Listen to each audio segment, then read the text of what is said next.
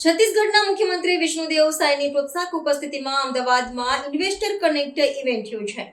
છત્તીસગઢ સરકારના ઉદ્યોગ અને વાણિજ્ય વિભાગ દ્વારા અમદાવાદમાં યોજાયેલી ઇન્વેસ્ટર કનેક્ટ ઇવેન્ટનો મુખ્ય હેતુ ગુજરાતના રોકાણકારો સાથે ઔદ્યોગિક ભાગીદારી મજબૂત કરવાનો અને ટેક્સટાઇલ, ફાર્માસ્યુટિકલ, ફૂડ પ્રોસેસિંગ અને ઇલેક્ટ્રોનિક્સ જેવા વિવિધ ક્ષેત્રોમાં નવી વ્યવસાયિક તકો વિશે ઉદ્યોગો અને રોકાણકારોને માહિતગાર કરવાનો હતો। Chhattisgarh state industrial development corporation CSIDCના ચેરમેન શ્રી રાજીવ અગ્રવાલ પણ આ કાર્યક્રમમાં ઉપસ્થિત રહ્યા હતા। છત્તીસગઢના મુખ્યમંત્રી વિષ્ણુદેવ સાંઈએ કાર્યક્રમનો શુભારંભ કરાવતા જણાવ્યું હતું કે છત્તીસગઢ ભગવાન શ્રી રામનું મોસાળ છે।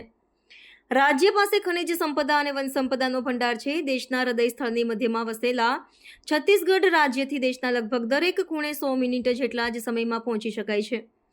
અત્રે ઉલ્લેખનીય છે કે ઇન્વેસ્ટર કનેક્ટ ઇવેન્ટ અંતર્ગત છત્તીસગઢ સરકારે વિવિધ રોકાણકારો અને ઉદ્યોગ સંસ્થાઓને ઇન્વેસ્ટિગેશન ટુ ઇન્વેસ્ટર લેટર એનાયત કર્યા હતા, જે રાજ્યની ઝડપી રોકાણ પ્રક્રિયાની પ્રતિબદ્ધતા દર્શાવે છે।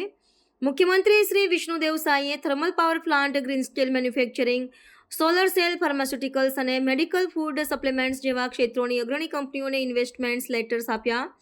આ રોકાણોથી રાજ્યમાં 10,532થી વધુ રોજગાર તકો સર્જાશે। ઇન્વેસ્ટર કનેક્ટ ઇવેન્ટ થકી છત્તીસગઢને અંદાજિત રૂપિયા 33,000 કરોડના રોકાણ પ્રસ્તાવો મળ્યા છે।